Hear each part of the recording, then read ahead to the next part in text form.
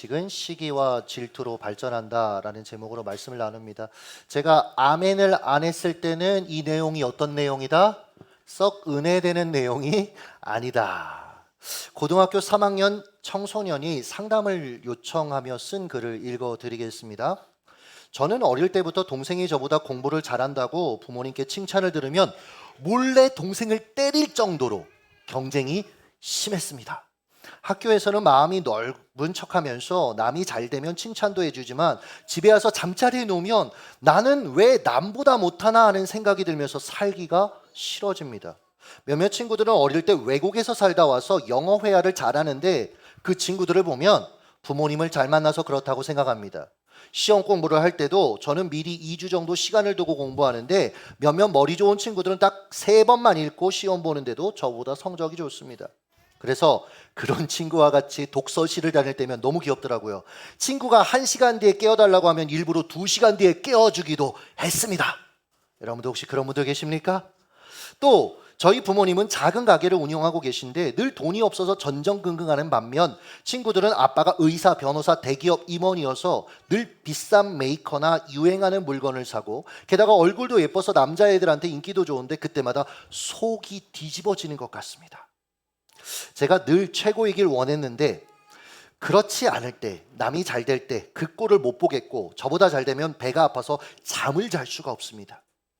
모든 사람이 저를 질투해 줬으면 좋겠습니다. 하지만 이게 생각처럼 안 되니까 늘 화가 나고 불만이 많습니다. 겉으로는 친구한테 잘해주고 해도 속이 까맣게 타들어가고 있습니다. 남과 경쟁, 비교하는 마음, 미친 열등감, 질투의 화신인 제 마음에서 어떻게 하면 벗어날 수 있을까요? 여러분, 제가 설교를 준비하면 원고를 계속해서 수정하는 과정이 있기 때문에 이 친구가 쓴 글도 계속 읽어보게 되거든요. 근데 읽으면 읽을수록 우리의 모습이 거기에 있어요, 사실은. 그게 정도가 약하냐, 인식이 되냐, 안 되냐 이런 차이지 사실은 우리의 모습이 여기에 감추어져 있다라는 거죠. 그리고 그런 생각도 들더라고요. 이 친구가 얼마나 괴로웠으면 이런 글을 공개적으로 올렸을까. 만약 이 친구가 제 앞에 있다면 저는 다른 거 안 하고 밥 먹자고 할 것 같아요. 친구야, 우리 같이 밥 먹을래?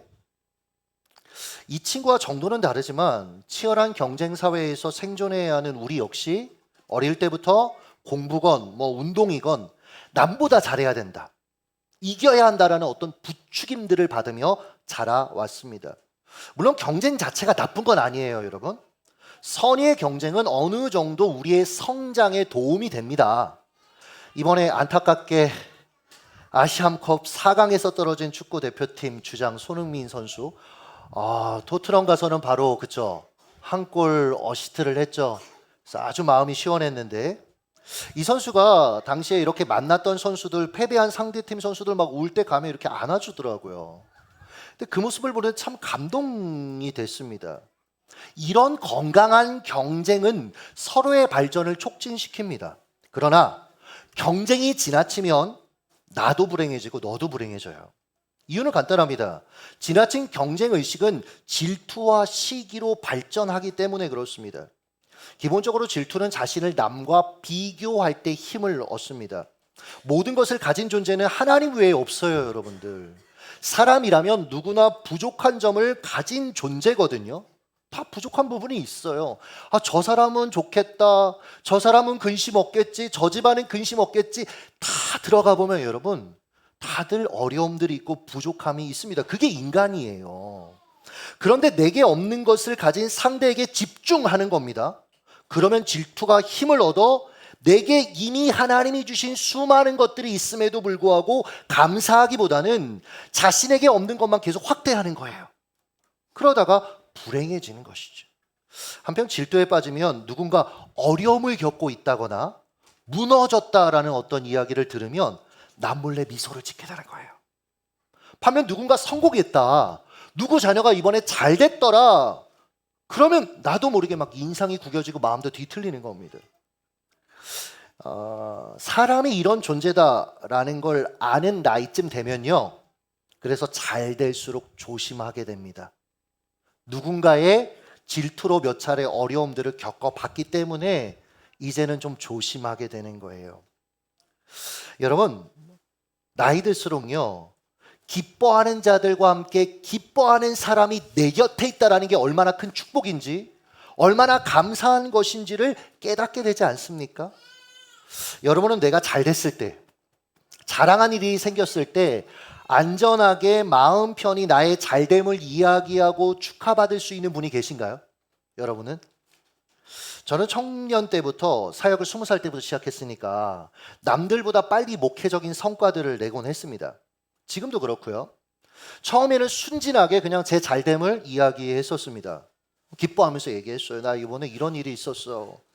그런데 돌아오는 피드백이 안 좋은 거예요. 처음엔 당황했습니다. 어렸을 때는. 그리고 나이가 들면서 좋은 일이 있어도 입을 꾹 다물게 되더라고요. 다른 게 아니라 무슨 소리 안 듣고 싶어서. 그러다 김숙경 소장님, 우리 교회 동역사역자죠. 김숙경 소장님을 만났습니다. 제 첫 책이 나온 날 제일 먼저 축하 전화해 주셨어요. 그리고 케이크 사오셔서는 파티하자고 파티를 해주시는 거예요. 첫 책이 나왔는데 목사님 파티해야죠. 파티해 주시는 거예요. 그 먼 거리에 오셔서. 첫 방송한 날, 그날도 제일 먼저 한 번이 아니고 여러 번 전화를 주셨습니다. 이건 너무 좋은 일이다, 목사님. 이건 너무 축하할 일이다. 그러면서 만나서 또 파티를 열어주시는 거예요. 편지도 주시고 선물도 주시고. 처음으로 인식했어요. 나이가 들어서 여러분 40대 중반 이후에 처음 알게 된 거예요. 아, 내가 잘 되는 것에 대해 기뻐해도 되는구나. 내가 잘 되는 것에 대해서 누군가 이야기하고 이렇게 파티해도 되는구나. 그러면서 제가 요즘 누가 잘 되면 같이 파티해줘요. 누가 잘 되면 조금 더 그 잘됨에 대해서 더 마음을 줘요. 그러니까 경험해보지 못했기 때문에 위축됐었던 겁니다. 여러분, 기쁜 일이 있을 때 안전하게 같이 기뻐해 줄 사람이 있다는 게 얼마나 행복한 일인지 여러분 많이 경험하시길 예수님의 이름으로 축복합니다. 저는 우리가 서로에게 그런 관계가 되어 주었으면 좋겠어요. 누군가 교회 안에서 어떤 집사님이 기쁜 일이 있다, 자랑할 일이 있다, 그러면 여러분 가서 막 축하해 주는 거예요. 기뻐해 주는 그런 공동체, 안전하게 축하받을 수 있는 그런 공동체. 안타깝게도 야곱의 가정은 그렇지 못했습니다. 레아가 연달아 4아들을 출산했습니다. 축하받을 일 아닙니까? 그런데 동생 라헬의 반응을 보세요. 30장 1절 같이 읽습니다. 시작. 라헬이 자기가 야곱에게서 아들을 낳지 못함을 보고 그의 언니를 시기하여 야곱에게 이르되 내게 자식을 낳게 하라. 그렇지 아니하면 내가 죽겠노라. 여러분, 제가 이 구절을 읽다가 야, 이게 인생이지, 이런 말이 나오더라고요. 이게 인생이지. 우리가 보기에는 아쉬울 것 없는 라헬이에요. 라헬 같은 사람도요. 그렇잖아요. 레아가 그토록 원했던 남편 사랑을 독차지했던 라헬 아닙니까? 청년 때는 어땠어요? 문 남성들의 사랑과 시선을 한 몸에 받으며 남부럽지 않은 삶을 누리면서 여기까지 온 그녀였습니다. 그런데 라헬도 자기 인생의 벽에 부딪히는 거예요. 자녀를 낳지 못하는 거예요. 그러면서 나는 지금 불행하다라고 한탄하고 있습니다. 라헬에게는 불임의 문제가 있었습니다. 라헬이 보니까 전에는 자기하고만 붙어있던 이 야곱이 언니가 애들을 하나 둘 낳기 시작하니까 어느 날 장난감을 사네요. 그리고 휙 던져주고 오는 거예요. 애들 한번 이렇게 안아보겠다고 거기서 막 이런 모습을 우연히 지나가다 본 거예요. 아, 마음이 처음엔 너무 불편했을 겁니다. 급기야 시기와 질투로 발전합니다. 그리고 나중엔 이러다가 남편 사랑을 빼앗기는 거 아니야? 불안한 마음이 자신의 마음을 점령하기 시작한 겁니다. 속이 상한 라헬이 이제 폭발하죠. 퇴근하고 돌아온 남편 야곱을 붙잡고 다짜고짜 여보 이리 와봐. 내가 아이 못 갖는 거 당신 탓이야. 어떻게 좀 해보라고. 아니면 나 죽어버리겠어. 야곱 입장에서 남편 입장을 생각해 보세요. 자기도 하루 종일 고된 노동, 양 염소 치고 왔는데 상관 라반 때문에 막 스트레스 엄청나게 받고 힘든데 퇴근하자마자 아내가 붙잡고 막 네 탓이다 이러면서 짜증을 부리는 거예요. 분노가 확 올라오죠. 분노가. 그래서 맞불을 놓습니다. 여러분. 2절 같이 있습니다. 시작. 야곱이 라헬에게 성을 내어 이르되 그대를 임신하지 못하게 하시는 이는 하나님이시니 내가 하나님을 대신하겠느냐? 아, 이게 맞는 말이에요. 맞는 말인데 듣는 사람 입장에서 기분 엄청 나쁜 거죠. 아이 안 주시는 분, 그래, 하나님께서 자녀를 주는 그 모든 결정권을 갖고 계시죠. 근데 분노로 말했어요. 분노로. 제가 여러분에게 자주 말씀드리는, 살리려는 의도로 상대에게 말한 게 아니라 죽이려는 의도로 지금 내 안에 있는 어떤 분노를 쏟아서 상대에게 지금 칼을 던진 거나 마찬가지다라는 거죠. 아마 상상해 보면 우리 야곱도 손에 집히는 뭔가를 집어 던지면서 아마 고함을 쳤을 겁니다. 너만 힘들어? 나도 힘들어. 이게 내 탓이야? 하나님이 안 주시는 거 내가 어쩌라고. 일단 라헬이 지금 번지수를 잘못 찾은 겁니다. 이건 남편한테 말할 게 아니라 하나님께 간구했어야 될 문제예요. 기도 안 하니까 애꿎은 남편을 잡습니다. 최근에 누가 그러더라고요. 아내가 수요 기도에만 다녀오면 집안 분위기가 너무 좋대요.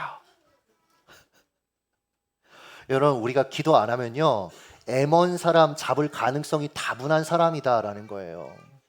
늘 말씀드리잖아요. 그래서 일상 기도가 필요합니다. 여러분의 삶의 자리에서의 기도의 자리를 꼭 여러분 확보하세요. 그래야 가정의 평안, 나와 함께하는 이들이 평안해지는 것입니다. 한편으로 야곱도 아쉽습니다.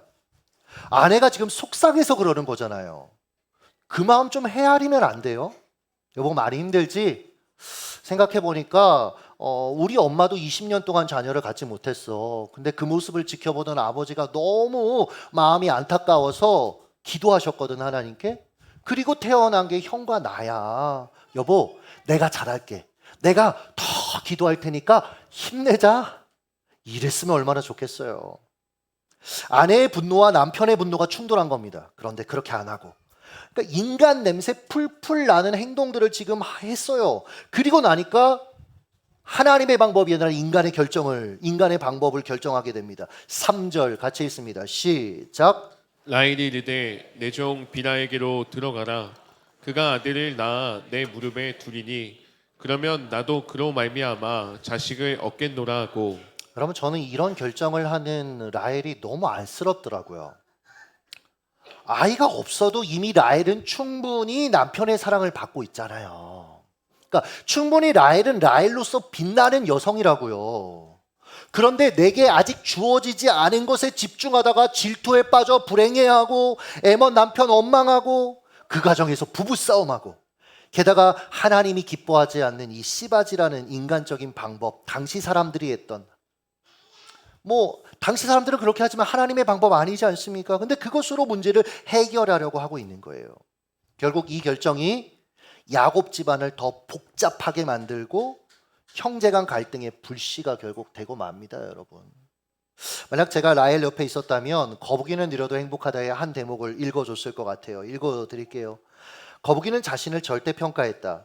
애초에 거북이의 경주 목표는 토끼를 이기는 것이 아니라 경주를 완주하는 것이었다. 거북이는 자신의 느림을 알고 있었고 자신의 느림을 토끼의 빠름과 비교하며 낙심하거나 좌절하지 않았다. 반면 토끼는 거북이를 이기는 재미로 사는 존재였다. 자신의 정체성을 거북이와의 비교를 통해 외부에서 찾으며 살았다. 토끼의 목표는 경쟁에서 이기는 것이었고 경쟁에서 앞서면 자아도취에 빠져 헛된 승리감에 젖어 살았다. 결국 그것이 그를 패망의 길로 인도해 버리고 말았다. 이렇게 말해주고 싶어요, 라헬한테. 라헬, 하나님은 당신이 토끼가 아니라 거북이로 살기를 원하세요. 그 영역에 있어서는, 아이 낳는 영역에 있어서는. 그러니까 경쟁이 아니라 당신만의 인생을 살았으면 좋겠어요. 그러나 라헬은 안타깝게도 토끼 마인드로 인생을 해석했습니다. 그러니 언니 레아에 비해서 자기만 뒤처진 것 같은 거죠. 경쟁에서 밀려나고 있다는 불안감에 빠진 겁니다. 그래서 초조해하고 인간적인 방법을 지금 동원하고 있는 거예요.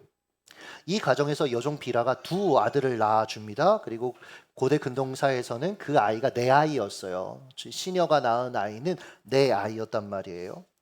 자, 그럼 이제 다 끝났을까? 이 가정의 이런 아이들 경쟁, 이 라헬과 레아의 이런 갈등 끝났을까? 아니요. 가만히 동생의 행동을 지켜보던 레아가 거기서 영감을 얻습니다. 아, 저런 방법이 있었지.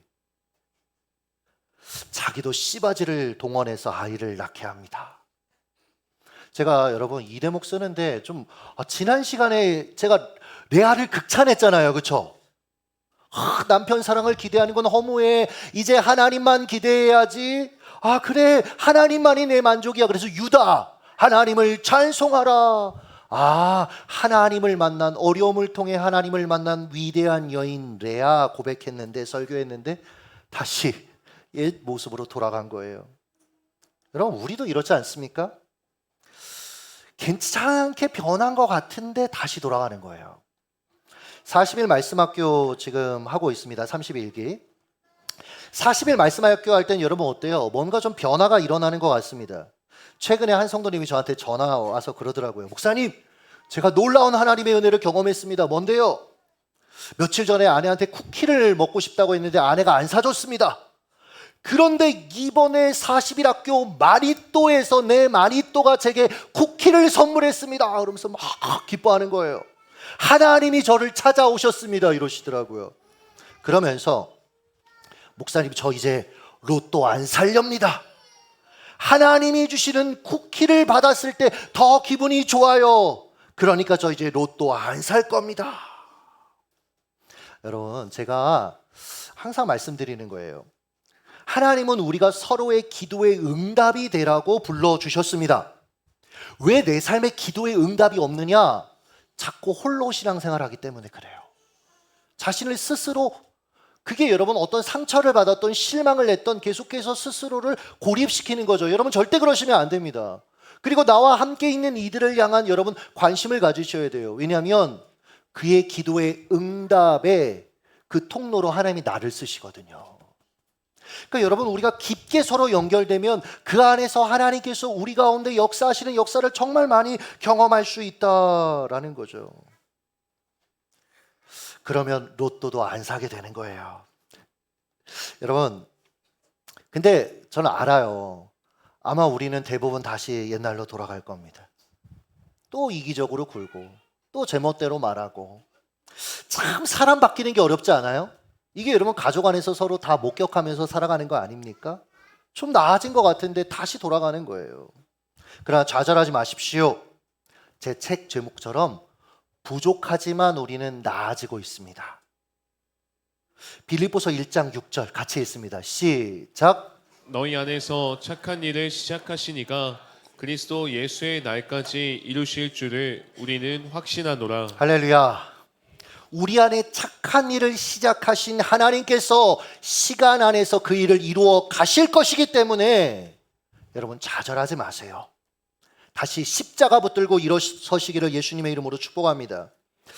자, 레아도 시녀 실바를 통해 두 아들을 낳습니다. 이제 주고받았어요. 그럼 경쟁 끝날 것 같죠? 아니에요, 여러분. 원하는 거 얻는다고 사람이 질투를 끝내지 않습니다. 질투는 한번 불이 붙잖아요. 더 활활 타오르게 돼 있어요. 그래서 작은 불씨일 때 끄셔야 됩니다, 여러분. 내게 주신 감사라는 소화기로 끄셔야 돼요, 미리. 내게 주신 삶에 자족하는 소화기로 끄셔야 됩니다. 거북이는 느려도 행복하다. 이 책의 제목처럼 토끼를 이기기 위해서가 아니라 경주를 완주하기 위한 사명자, 사명감이라는 소화기로 미리 끄셔야 된다는 거예요. 이미 타오를 대로 타오르고 있는 이 두 자매 간의 질투와 경쟁에 레아의 첫 아들 루벤이 기름을 붓습니다. 그가 들판에 나갔다가 합판채라는 것을 발견하게 되는데요. 이 화판채라는 게 당시에는 불임에 좋다, 불임의 효과가 좋다, 뭐 이런 약초로 여겨졌습니다. 그러니까 루벤이 이걸 발견하자마자 지엄마 레아한테 갖다 주는 거예요. 보세요. 애들도 다 알고 있습니다. 애들이 안 듣는 것 같죠? 안 보는 것 같죠? 애들도 여러분 모르는 것 같아도 다 알고 있더라고요. 부모의 불안감, 조급함, 질투의 영향을 고스란히 받아서 결정하고 자신들도 그렇게 행동하는 거예요. 우리가 자녀에게 줄 수 있는 최고의 선물이 뭐냐면 여러분, 그래서 하나님을 향한 믿음이고요. 또 하나는 부모님이 서로 사랑하시는 거예요. 저희 아내가 청년 때 어느 날 저를 찾아왔습니다. 그때는 제가 전사였고 저희 아내는 그냥 청년이었으니까 전사님, 저는요 치유 수양에 치유 수련회 이런 데 가서 나눌 상처가 없어요. 서로 상처를 얘기하려는데 전 정말 아무리 생각해봐도 어린 시절에 제가 받은 상처가 없어요. 제가 너무 당황스러웠습니다. 아, 얘는 둘 중에 하나다라고 생각했습니다. 자기 분석이 안 되는 애거나 아니면 상처가 너무 많아서 자기가 억압해뒀거나 이해가 안 되는 거예요. 이런 인간이 있다라는 게. 근데 막상 사귀고 결혼해 보니까 아내 말이 진심이었습니다. 저희 장인 장모님이요, 단 한 번도 살면서 아이들 앞에서 언성을 높이거나 다투는 모습을 보여주신 적이 없어요. 그러니까 나중에 여쭤보니까 애들 재워놓고 놀이터에 가서 싸웠대요. 그러니까 아이들이 몰랐던 거죠. 그러니까 안정감 있게 이렇게 살아갈 수 있었던 거예요. 사이인 제가 봐도 두 분이, 저희 어머니도 어제 그저께인가 통화하시면서 두 분을 막 극찬하시더라고요. 너무 인격이 좋으시다고. 맞아요. 정말 좋으십니다. 정말 좋으세요. 그런 부모님 밑에서 자란 아내도요, 사람이 정말 좋아요. 제가 살아보니까 알잖아요. 14년 살았는데 제가 모르겠습니까? 정말 좋아요. 구깁살도 없고 자기 마음이 편하니까 누군가를 이렇게 힘들게 하지도 않아요. 그래서 제가 제일 혜택을 봅니다. 문제는 저지만 부모님들, 자녀들에게 쓸 그 신경, 에너지, 물질을 조금 덜 쓰세요. 그러니까 자녀들과 같이 갈 어떤 여행, 거기에 쓰는 것보다 여러분의 관계를 위해 저는 좀 쓰셨으면 좋겠어요. 여러분을 위해서, 그리고 나 자신의 내면을 돌보고 삶을 돌보는데도 하나님 앞에서 좀 잘 활용하셨으면 좋겠어요. 물질과 시간들을. 막 아이들 여러분 프랑스식 어떤 교육으로 안 키워도 되고요. 여러분 어차피 커갑니다, 여러분들. 그걸로 아이들의 인생이 그렇게 달라지는 거 아니에요, 여러분들. 하나님께서 얘 손 잡아주시고 하나님께서 인도하시면 자기 길 걸어갑니다. 여러분 인생에 어려움이 있을 때 하나님 믿으면 하나님 앞에서 믿음으로 여보 뛰어넘을 수 있습니다. 그러니 저는 부부가 행복하셨으면 좋겠어요. 그럼 자녀들도 훨씬 행복할 겁니다.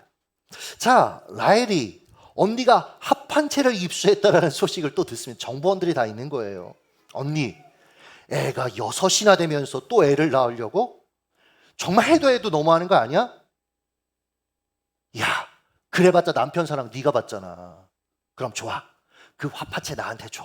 그러면 내가 오늘 남편 야곱하고 동침할 권리를 줄게. 이게 너무 민망하지 않아요? 이 자녀 사이에 이 자매 사이에 벌어지는 이야기들. 여러분 보세요. 이게 이스라엘 12지파의 시족격인 야곱 가정에서 벌어진 일입니다. 어느 나라도 여러분 건국 신화를 이런 식으로 소개하지 않아요. 뭐 알에서 태어났다, 그쵸? 뭐 하늘에서 내려왔다, 뭐 쑥을 먹었다. 그런데 이스라엘의 시조는 질투와 경쟁을 통해 태어났다. 엮이는 과정에서 태어났다. 갈등 속에 태어났다. 그 과정에서 야곱은 제대로 남편으로서, 아버지로서 처신하지 못했다. 성경이 뭘 우리에게 이야기하고 싶은 걸까요? 이러한 인간의 죄와 연약함에도 불구하고 그 모든 것을 덮는 크신 하나님의 은혜가 얼마나 큰지 보라는 겁니다. 그러함에도 불구하고 사용하시고, 그러함에도 불구하고 하나님의 일을 이루시는 하나님의 사랑을 보라는 겁니다. 여러분, 우리가 집중할 건 인간의 연약함이 아니에요. 그런 우리를 붙드시는, 은혜로 함께 하시는 하나님의 크신 손을 보아야 된다라는 거죠. 말씀을 맺으며, 앞서 불타는 질투의 문제를 어떻게 하면 해결할 수 있죠? 물었던 그 고3 학생 기억하십니까? 제가 그 아이랑 밥 먹고 나서 그 아이 안에 있는 좋은 것들을 발견하고 그것들을 칭찬해 준 뒤에, 그리고 나서는 말씀 한 구절을 이렇게 쪽지로 줄 것 같아요. 이사야 41장 10절 한번 읽겠습니다. 시작. 두려워하지 말라, 내가 너와 함께함이라. 놀라지 말라, 나는 내 하나님이 됨이라. 내가 너를 굳세게 하리라. 참으로 너를 도와주리라. 참으로 나의 의로운 오른손으로 너를 붙들리라. 할렐루야. 그 친구한테 말해줄 거예요. 친구야, 하나님은 너를 포기하지 않아. 하나님은 언제나 너와 함께 하셔. 하나님은 너를 붙들어 주시고 도와주실 거야. 그러니까 남과 비교하면서 조급해하면서 걷지 마. 오히려 하나님과 함께 나는 너가 사명자가 됐으면 좋겠어. 목회라는 얘기가 아니에요. 여러분 각자에게 허락하신 그 일상의 사명터에서 사명자로 사는 거죠. 그럼 좀 늦으면 어때요? 좀 부족하면 어때요, 여러분? 그 안에서 하나님 주신 것들을 누리며 살 수 있는데 그 사람이 여러분 여유 있는 사람이고 그 사람이 행복한 사람이지. 여러분 그렇게 승리하며 살아가시길 예수님의 이름으로 축복합니다. 기도하겠습니다.